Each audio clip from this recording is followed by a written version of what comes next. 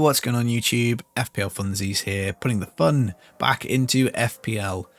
My background is I've got a maths degree, I've got an MBA, I've studied chaos theory, game theory, budgetary constraints, all that kind of stuff. I've been working inside football for about 6 years now, and I thought it would be fun to make a YouTube channel talking about fantasy football, because over the last year or two, I've got back into this in a pretty big way. I traditionally play a lot of auction-based fantasy games, but I have come back to FPL, the traditional Premier League one, and I thought we'd give it a go. So the aim of this channel is to brighten your day, make you laugh. So we're going to have some memes, clips, videos, jokes, that kind of thing. Whoa, whoa, whoa. But with the maths background, with the MBA background, obviously I've spent a lot of time reading psychology books and stuff like that. Man, you are one pathetic loser. I'm going to hopefully offer some insights to improve you as an FPL manager and entertain you at the same time. That is the goal. Right, where are we? We are in game week 8. We've pressed the wildcard button. Overall rank is 1.2 million. There are 10 million players, so that puts me in the top 12% of managers in the world, or to phrase it another way, I'm beating 88% of all other players. Obviously not an amazing stat, but good enough, I think, and I've had some pretty bad luck so far. We've had Luke Shaw injured, we've had Rico Henry injured, we've had Chilwell injured, so out of my 7 game weeks, I've had to remove an injured player on 3 of them. That has hampered me. Miss Brandt? Yes. Get me a violin. Let's start with why did we play the wild card game week 8. I think looking back, this was possibly a bad decision, albeit I think it has had probably a good outcome. The reason I played it at 5 o'clock at the end of the 3 PM games in the UK. I was thoroughly pissed off with Pickford and Tarkowski not keeping a clean sheet at Luton. I had that down as a really good chance for them to get some points. I was hoping Tarkowski could come up with some attacking returns, given he is a beast from corners, and Everton have got the top XG from set plays in the league. But no, they were miserable, and yeah, they didn't get me any points. Rashford, Man United at the moment are absolutely stinking the gaff out from an attacking sense. They're okay, although the fact they're more than okay, they're really good if somebody gives them space at the back, as they proved last night with Galatasaray. But if nobody gives them any space to run into, they're a bit pants. Rashford was on a really bad run of scoring form to the end of last season, and unfortunately that has carried on. And if Crystal Palace at home is going to be a blank for him, then as I say, that kind of cheesed me off. And the final nail in the coffin was watching Saka give away 2 penalties to teammates, which I think is pretty unlucky, because I think he's given away 3 pens this season, and man, could we have used those extra points. Also needing to be changed was Carlton Morris, because I brought him in for the double game week. Possibly a punt worth taking. He got 10 points. It did create a problem for me though, because he has to come out, because I don't think he's a good enough player to be featuring. And my other striker is Archer, and I don't like only having one striker. I think it kills your flexibility. Add to that, we've got Botman, who is injured. He's out until after the international break. I've got a sneak feeling it could be a little bit longer. Eddie Howe traditionally is a little bit sneaky in his press conferences and doesn't always say things how they are. You naughty, naughty. Botman was question mark injured, I think, against Liverpool, so there could be potential for that to be a bit more serious. I'm not saying that's definitely the case, but it is something in my mind. Pau Torres I picked from the start of the game to hoover up bonus points. Again, a little bit unlucky, made an assist for Diaby for a disallowed goal, so could have had more points out of him. But he is clearly the incorrect Aston Villa defender, but given the injuries we've had, couldn't fix that. And Turner for Nottingham Forest has performed really badly, hasn't scored any points, and again there are rumours that he is going to be booted out. So that is 1, 2, 3, 4, 5 definite outs that we want, potentially 6, 7, 8 if you include Saka, Rashford and Botman. So I hit the wild card, and that's where we are. I had already taken a hit to bring in Trippier for Chilwell. I think that turned out to be a good call, because I got 12 points for the 4 spent on the transfer, and yeah, I'd have been worse off because Powell would have come in. So let's have a look at the current wildcard and we'll talk through the thinking. Now, this wildcard has to last us up until at least game week 19. Now, we're not going to immediately wildcard at 20, so it's got to last longer than that, really. So we've got to be very careful with the picks that we make. Now, looking at the fixture ticker for the first 6 weeks, we can see that from game week 8, using Fantasy Football Scouts, at the top of the ticker, we've got Tottenham and Villa. We've got a triple up from Tottenham. We've got a triple up from Villa. So from Spurs, we've got Pedro Porro, Maddison and Son. I think this is realistically hoovering up all of their goals and assists. The only other player I think potentially with a good shout is Richarlison, but given his wayward finishing, the fact that Son's been lethal, Maddison is on set plays and looks very creative, I think these two are the sensible ones to go for. Porro seems to be the highest upside defender that they have, so again we've picked him for his attacking potential. For Villa, Watkins of course seems a bit of a no-brainer. He is now the top scoring striker in the game. He's chipped along with assists most weeks and has recently hit a hat-trick. I'm not saying I think he's going to carry on, but again, if you look at the fixture ticker, Wolves away, West Ham at home, Luton at home, Forest away, Fulham at home, even Tottenham away, these are all attacking teams. I think there's potential for returns in all these games. Slight concerns, Villa are playing in the Europa League. They're going to have to play strong teams, I think, because they lost their first game. So there is a little bit of a worry going triple Villa. I'm a little bit more worried about triple Villa in that sense than I am triple Spurs. But Villa have got better fixtures moving forwards after, into game weeks, say 14 and 15. But I think this is a risk worth taking because I'm happy to sit on Matty Cash long term because he's got tremendous upside for a defender. He might play right wing in some of the matches. He can score, he can assist, he can keep a clean sheet. Lots of ways to points. And at 4.8 million, he's very cheap. Moussa Diaby has had fantastic form for Villa. Not only has he scored and assisted quite a lot, he's also hit the post. I believe he's had 2 goals disallowed. It's definitely 1. I think it's 2 that he's had disallowed for very close offside calls. So again, he could have had more points. So they obviously form the backbone of the team. We have, of course, picked Haaland. There's an argument to drop him. I do think you could maybe get rid of him and go for Mo Salah.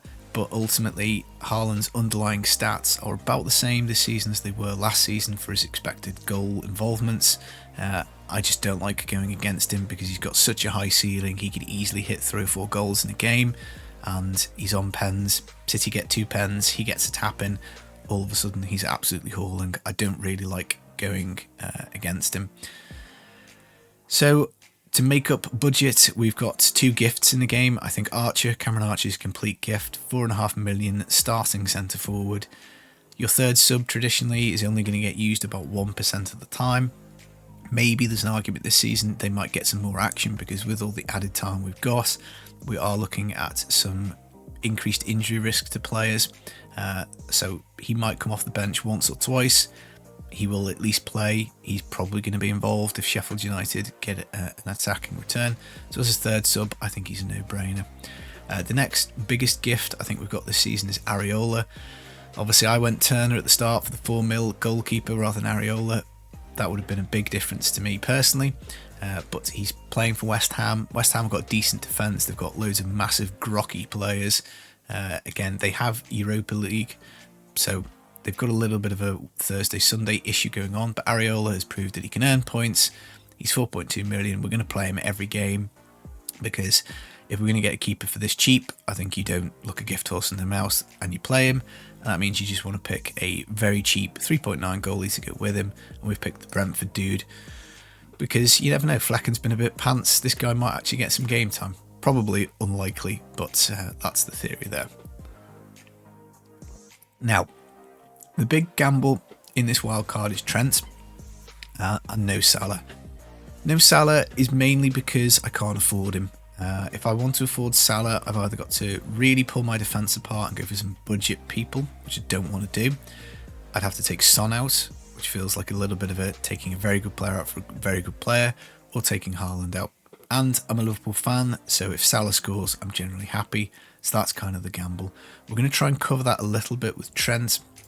Now, Liverpool keep getting men sent off, and it's a real anomaly because we rarely ever get anybody sent off, and we've had 4 red cards this season. So Chelsea away was a really tough start. I think that was a bad time to play them. Chelsea were well up for it because Pochettino's first game. Bournemouth at home, 2 points, very disappointing. I would have hoped for more. Newcastle away, down to 10 men.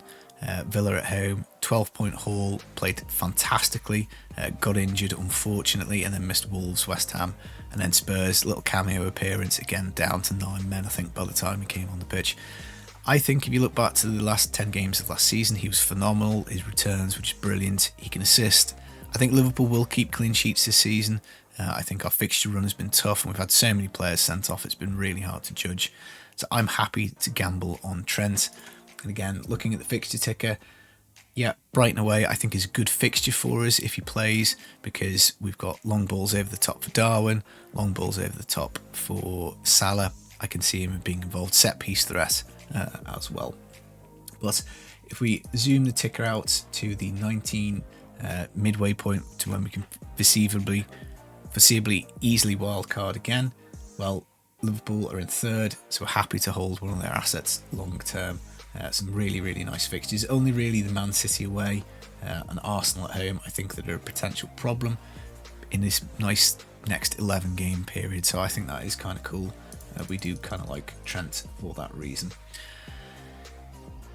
Now, what else have we got? We've got Trippier. I think it's very hard to go against him. He, again, is just a fantastic high-scoring defender. He's got amazing set-piece threat. He's got general crossing threat. Newcastle are a decent attack. He is involved in enough of their goals to justify the extra money. Again, we've got ways, 2 points for clean sheets, attacking returns, all that kind of good stuff.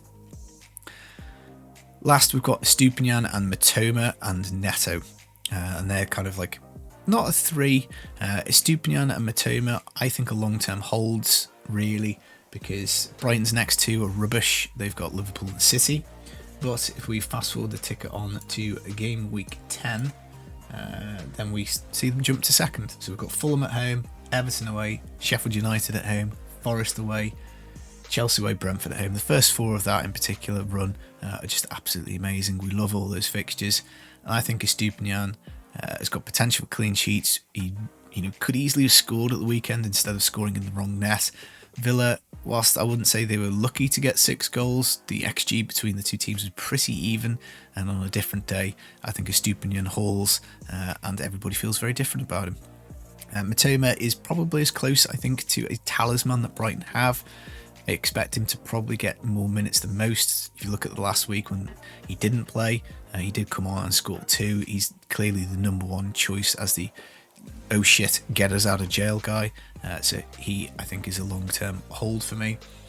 And again, got some lovely fixtures coming up. So game week 10, there's a bit of a change. Arsenal, West Ham, Brighton move up the fixture ticker. We're well positioned with 2 Brighton to jump on that run, and then we can choose 1 Arsenal and 1 West Ham as an example, or maybe an extra Liverpool player at that point. Neto really makes the team work because he is our Mr. Enabler, 5.6 million. He has been fantastic this season.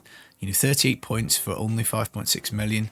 I can see him carrying on getting points because everything Wolves do that is good comes through him. Just very creative player.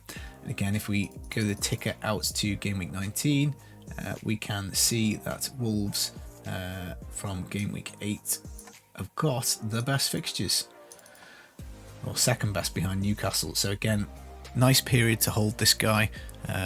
Just if Wolves score, he's likely to be involved. Because he's an enabler, it's okay to put him on the bench, and maybe we pick one of these lovely defenders ahead of him so he can come in and come out, and I think I quite like that. Right, other people I'm considering.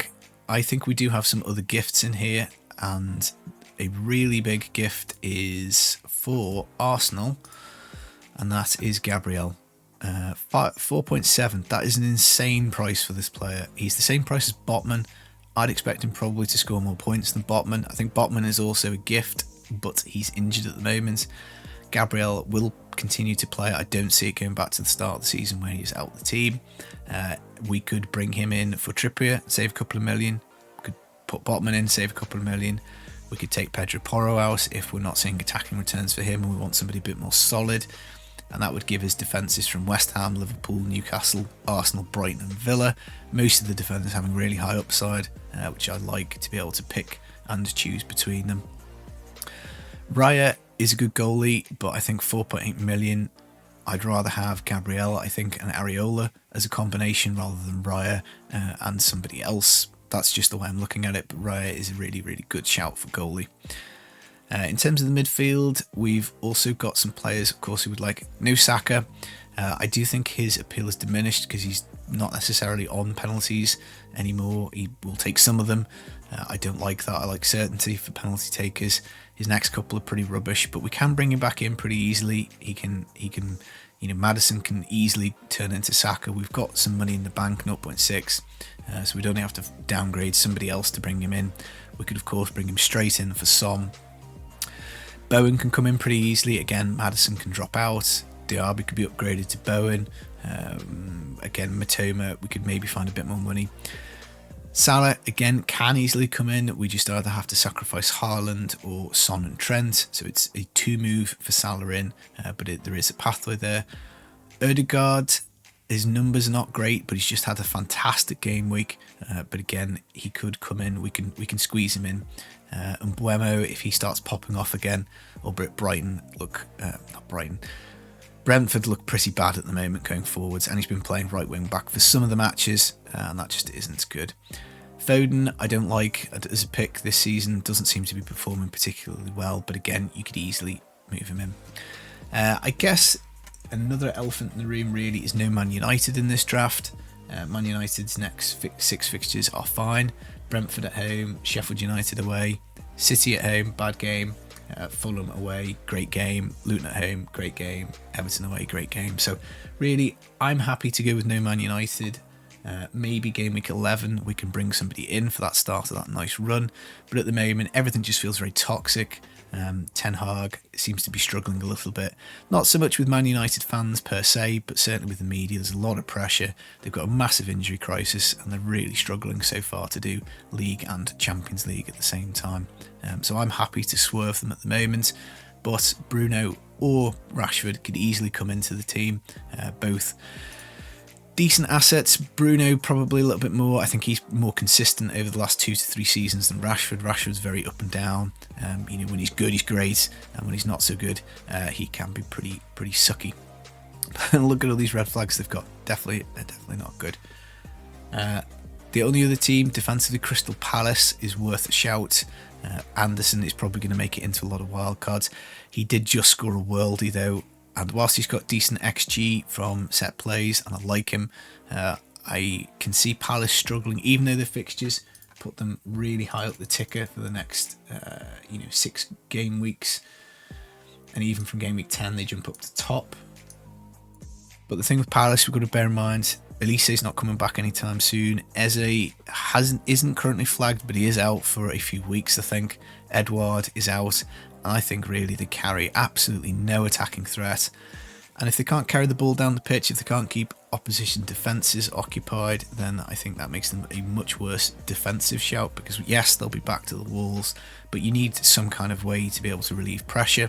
And I can just see the clean sheets dwindling. So that's why I haven't gone for Anderson. I also think out of all of the defenders we've picked, they all have much more regular upside than Anderson. Anderson does have upside, but I would, from this point, expect Porro, Trippier, Trent, Esupinan and Cash to all outscore him as the season goes on. Certainly over the next 6, 8, 10, 12, 14 game weeks, I imagine all these players will have more points, and that's why we're not selecting them. Right, that is the theory. As I say, no Arsenal, slight worry. No Salah, big worry, and no Man United. But we could fix all of those. I think the team's good enough to roll for the next 2 weeks to give us 2 free transfers, potentially 3 if we want to take a mini wild card and the -4. And yeah, that's where we are with it. Let's hope for better times ahead. In terms of picking the team, I do have a slight bench headache this week because Trent, I really want to play against Brighton. I really want to play Pedro Porro against Luton away. Want to play Matty Cash and Neto because I think the derby between Villa and Wolves could be high scoring. Maybe we'll see how Villa get on in Europe, and I might do this and play Trent away at Brighton. Again, I'm going to keep my eye on Trent. If he plays like 60 minutes for Liverpool on Thursday, I'd probably be more inclined to pick Cash, because that might mean that Trent isn't going to start and they're going to bring him back into the team after the international break. Esupinan could play against Liverpool. Again, we'll see how Brighton get on Thursday. I suspect Brighton are going to play a full strength team on Thursday. Liverpool are going to play a rested 11 on Thursday, and Liverpool will be much fresher. And I do expect Liverpool to beat Brighton. And that's kind of why I'm not really thinking Esupinan. Archer, of course, is going to be on the bench. So we might get that call wrong, we might get it right, but ultimately I think moving forwards, there's going to be points left on the bench with this draft. I accept that. That's the price I'm paying for having the players that I want to have and the flexibility. But we shall see. Right, I hope you enjoyed my first video. Any feedback is welcome. I shall see you again real soon. Try and remember, score more points than I do. I've been FPL Funzy. See you later.